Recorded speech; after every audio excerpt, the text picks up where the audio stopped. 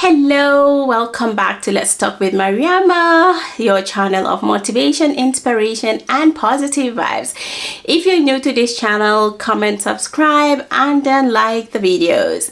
So today we're just gonna continue from where we stopped. Finishing, graduating, it was a super big achievement for me, and I was super proud of myself. I'm sure you all are proud of me too. But yeah, so we went to Havana, got all the administrative things done, translated the documents from Spanish to English, bought our flight tickets. Well, the government bought it for us, so we did not buy it ourselves. And then the excitement started escalating. You're going back home, you're not gonna have your frijoles, that's the beans every day, but then yet we were very sad because we were leaving our friends not behind. They were also going home to different parts of the world. And as I said in my previous videos before, these ladies became our families, our friends, everything that you could think of positive. So going to back home to start all over again was a bit scary, but yet also very exciting. I will not lie about that.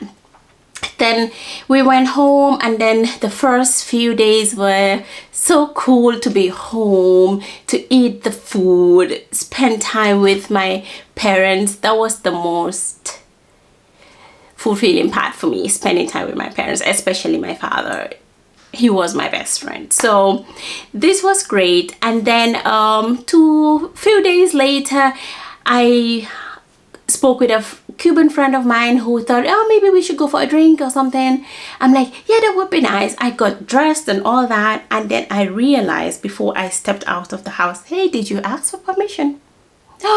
I didn't ask for a permission from my parents. And in my house, in our culture, but especially in my house, you always have to ask for permission a week before you could go anywhere or do something outside the house. And when my parents say yes, then we can go. If they say no, you stay at home. So it wasn't really bad. It sounds bad, I know, but it wasn't really bad because we were used to it. We still used to it. But then, they asked me where I was going to, when I was coming back, who I was meeting. Of course, I did answer all these questions, but I have not done this for 6 years, people. 6 years. So I had to readapt back to my culture, and I never thought this was going to be hard, because I'm like, hey, I was born and raised in the Gambia, just went to Cuba when I was 19, so it should be okay. But it was not. It was really hard because I had to try to actively think about these things before I do anything, before I say anything and all that. But then eventually I had to speak with my parents about it, as in, I lived all alone for 6 years. I had to make decisions on my own. I was all alone. In my hard times, in good times and all that. I had my friends that were there, they were the family and all that. But so most of the decisions I had to take all by myself. And when they were good decisions, I was super happy about that. But when they were not, I had to face the consequences. And if you're scared of me getting pregnant and all that, it's not gonna happen. It would have happened 6 years ago, but not now. But I had to speak to them openly with respect and all that, because that's how we were brought up, so and then they understood. We spoke about it in detail, and then they also shared their concerns, and then we spoke about that, and it was okay. But I always had to tell them where I was going to, so I had to readapt. But also, they had to adapt to also my way of being at that moment. So that was taken care of, and then came the community, came my extended family, my cousins, my aunts, and the people in the neighborhood. I was too direct for them, and I tried my best to be respectful in all ways to everyone, with everyone, even if they are kids. Then we have this culture of Ashobi system. if you're Swiss or non-Swiss, and you do not know what it is, I'm assuming you don't, but you know, people travel these days, so you get to know things as well. So anyways, the Ashby system is when we're getting married or we have a naming ceremony, what we would do, the bride or the bride's family would choose a particular material where they would, you know, show people around the community or family members and friends, and people get to buy this material, show it, and then wear it on the day. And I never used to do that, and they used to wonder why not. And my simple reasons were and still are, you know, as a regular Gambian, our salaries are not very high, and I was a graduate and my salary was okay compared to most people. And then I was thinking, hey, you know, I used to be invited to a wedding or an naming ceremony at least twice a week or every other week. And if I have to buy this material, show it because I have to pay someone to get it done, and then buy a gift for the baby or for the mother, and then transport myself to that place, it's costing me, you know. And can I really afford this? Can I maintain it? So for me, it was the practicality and also the economical part that I was thinking about. And people did not understand why I would do that, because everybody does that. Even the people that were not working would find a way to finance it. I do not know how they finance it, and I do respect that. I find it okay when people do it, but I didn't want to do it, and I tried explaining this point, and some people accepted it and then said, okay, you know, that makes sense, but what can we do? It's part of the culture, and then we go along with it.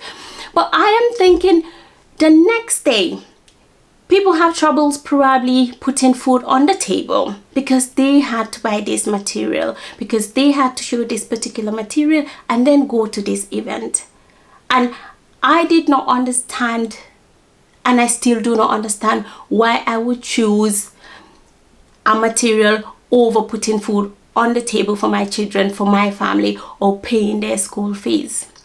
And these are the realities that no one talks about.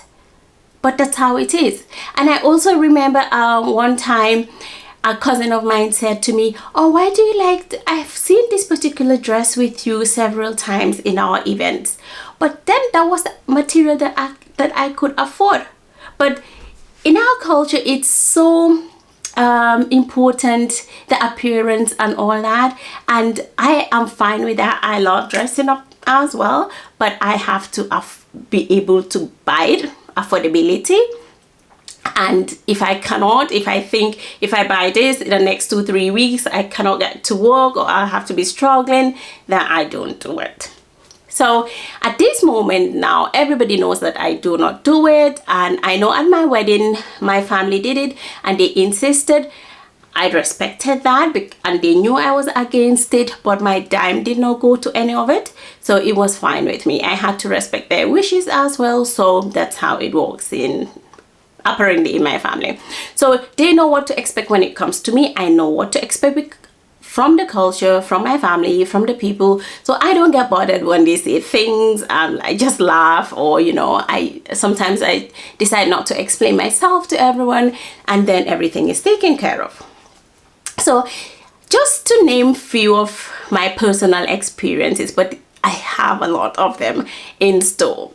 Then 3 months later, we started officially working at the hospital, the teaching hospital, and we were only 3 physiotherapists for 1.8 million people.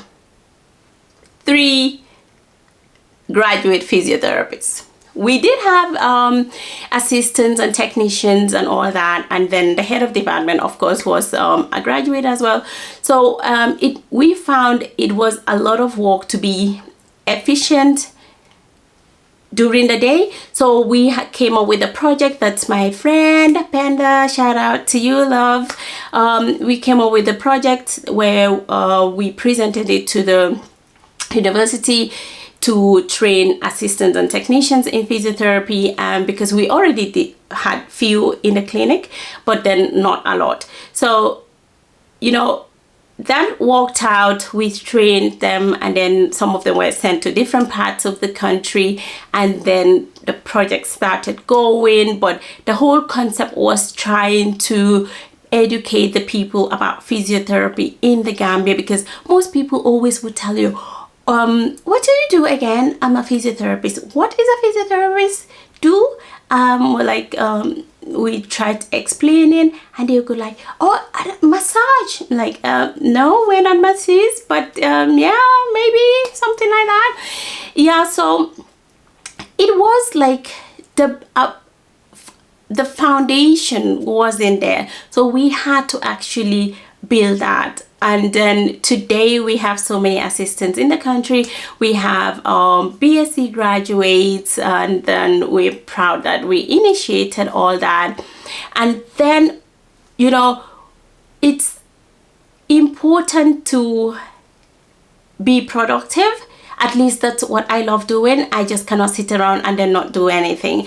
And I remembered after work, officially from 8 to 4, my friend and I used to have private patients, and then these private patients were either in the private clinics, or we used to do home visits. And we had learned a lot, because I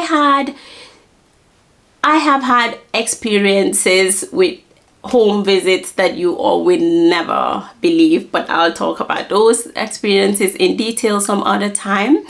But we also decided, okay, there are certain things that we cannot do, because we were working in an official institution, and it's difficult to make certain changes, especially when it comes to government level.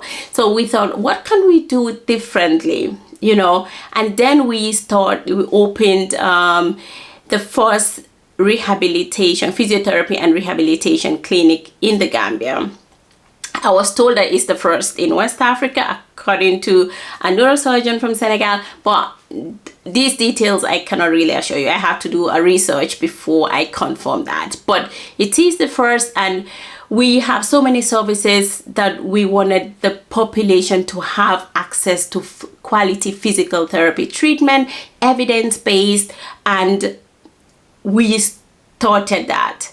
So working at the hospital, and then having a private rehabilitation center where we can do things that are not being done in the government institution, we found it was important, because here we can actually make a change. We can decide ourselves how we want the treatment to be done. We can decide how much session a patient should have, and all these little details. So Penma will be talking about in detail some other time, and then, but until then, if you have not subscribed yet to the channel, this will be the time for you to subscribe, like, share, and then activate your notification button, so every Saturday you will be seeing my face and the videos. So thank you for watching, everyone. If you have questions, please comment, and then write your questions, and I'll come up with the videos. And I had few requests to do a part 2 of Cuba version. I will do sometime, but I need a bit of time. All right, so thank you all, and then see you in my next video. Bye.